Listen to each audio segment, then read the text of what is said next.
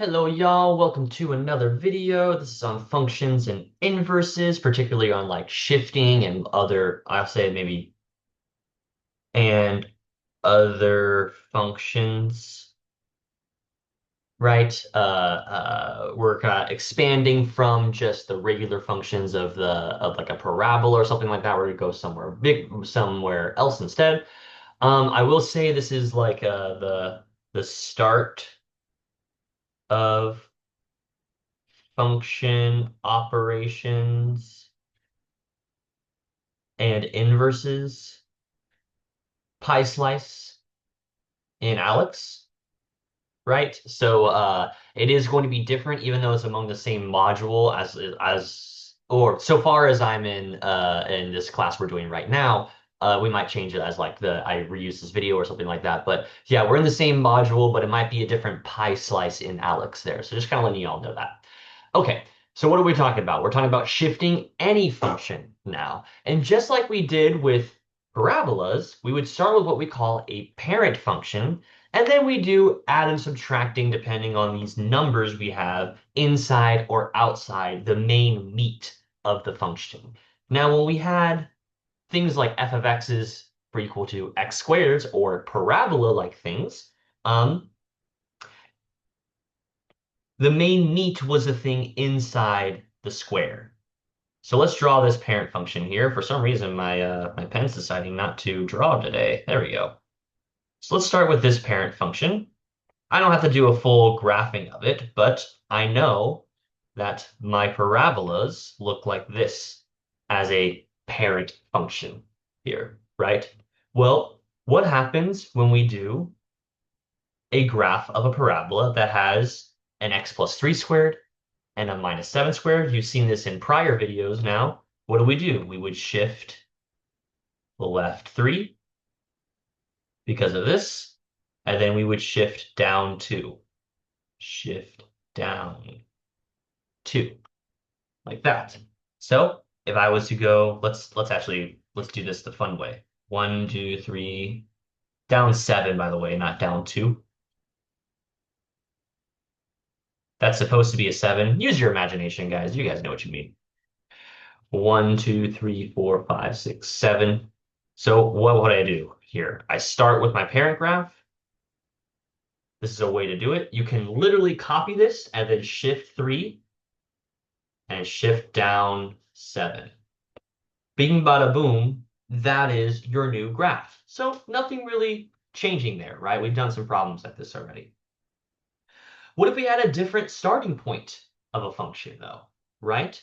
And I encourage you to like plug these numbers or plug these functions into like Desmos or something like that, some sort of graphing utility. But if you look at the parent function for something of this nature, the parent function of the x cubed, it has a little bit of a wavy look to it, like that, where kind of like this switching from angling downward to angling upward is like at the origin right there. That's like kind of important to see. But in a problem like this, when you have g of x equals x plus 3 cubed minus 7, even though this is a different function, the rules still apply. Inside the function means shifting horizontally. Outside the function means shifting vertically here. So, and it's just because it's inside the function again, you have to like change the sign to which direction you shift. So that's a little bit thing to remember there.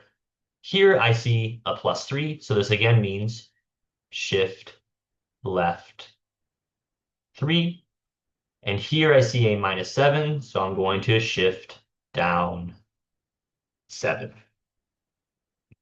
So what does that look like? I'm going to go left 3, down 7. We have like a point right there. Let's see if I can do the same trick I did last time.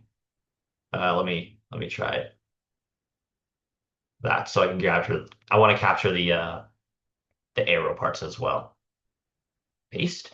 So this was the original parent graph. How do I get the new graph? I shift left 3 and down 7, and now I have my new graph like that. It's tougher on these graphs that have a different look to them because sometimes that like inflection point is tough to see where that shifts to. But again, we're just doing sketches here, just recognizing no matter what this, no matter what numbers there are inside here, the rules still apply regardless of the kind of function you have. Okay, we have a couple more here. This one's kind of fun. We're going to have a parent function of the square root graph, which I think we've drawn before at this point, right?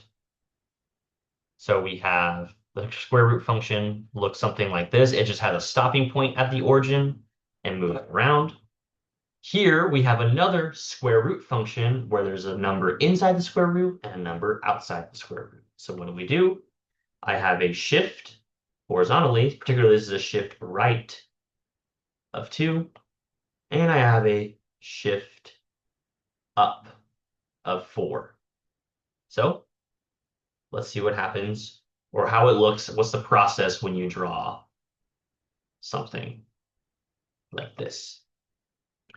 So I'm going to go right 2, up 4, and then I'm going to do it the way I did it before. I'm going to copy this. This is the starting point of my parent function. I'm going to shift right 2 and then shift up 4. And then that's going to be my new graph. And it stops at that point 4 comma or 2 comma 4. I could have also gone up 4 first. 1, 2, 3, 4. 1, 2. I get back to the same spot. So this is the point 2 comma 4, kind of like a vertex, but for a square root function. And it looks the same, it's just in a different area. That's what these numbers are communicating for us. Okay, last one for shifting purposes. We have the absolute value graph, which again, I think you guys might have seen before. I'll just draw it for you guys. Maybe you guys haven't seen it, so we'll plot it here. Remember what absolute value means. Absolute value in general means it means distance from 0 or the positive version of it, right? So if I have -2, -1, 0, -1, or not negative, let's do 1 and 2 for a graph like this. Well, what is the absolute value of -2? Well, it's kind of like getting rid of the negative, right? The distance from 0 is 2. -2 is 2 away from 0. -1 is 1 away from 0. Absolute value of 0, 0. Absolute value of 1, 1. Absolute value of 2, 2. So if I was to plot this, right, I would go 2 over this way. Let's make these a little bigger. 2 over this way. 2 over this way. I have -2, 2. -1, 1. 0, 0. 1, 2. Or 1, 1. And 2, 2. You might think this is like a parabola, but this is actually a lot straighter like this. So this is how the true graph is. It has a kind of like a line that stops at the origin here. Here, give me a second. Let me make that look a little better. And then a line that stops at the origin the other way as well. My points are a little off here. I'm just gonna make them a little bigger. Like that. So congratulations, you've now graphed an absolute value function, right? Now that you've graphed one absolute value function, you can graph a whole collection of absolute value functions, right? How do I graph something like this? Well, I see stuff inside the meat of the function and outside the meat of the function. By meat, I mean, this is the main thing, right? It's like, oh, the scary thing is the absolute value. The scary thing is the square root. The scary thing is the cubed, right? Stuff inside the scary thing, which I'm calling the meat of the function, is horizontal shifts. Stuff outside is a vertical shift. That just ends up being what happens when you calculate this stuff. So what do we got? We got a shift right of 1. And then we have a shift up of 2. So I'm going to go right 1, up 2. And instead of copying and pasting, I'll just do the same V shape. These are my favorite graphs because V stands for vest. They made a whole graph look just like my last name, the first letter of my last name at least. And there you go. So it doesn't matter what the function is, so long as you have the knowledge of what the parent function is and you know how the shifting properties work, you can graph lots and lots of things now very, very quickly. That's the goal. And okay, I was gonna have like a try it yourself thing for like square root and things like that. We'll not do that. We'll go to graphing just because there's a problem like this on your Alex. I'll talk about this a little bit as well. Um, the idea with problems like this is we still want to find the vertex. The vertex for these problems is still like that starting point here, where like the two parts of the graph meet. All absolute values look like this, so you can just always start at this point and know we're going either up or going down, depending on like what the other parts of the graph are doing. So really, if we know absolute values look like a V, we're kind of like almost there once you get the vertex. You just kind of need to know maybe one or two extra points to make it fill out here. So find the vertex first in a problem. Um, well, the vertex here in this problem, if we do our same shifting techniques, this is saying shift left 1 and shift down 2. So my vertex is going to be -1 comma -2. So I have my vertex already. -1 is my x, -2 is my y here. So x and y. Well, what's the next step saying to do? It says just to plot one extra point on each side of the vertex, because this will be enough for us to figure out what the graph is supposed to look like. So what's another point? I can do the point -2 and the point 0. That's like if I looked at the number line of -1 for x, let's plot one point on this side and one point on that side, and we're done, right?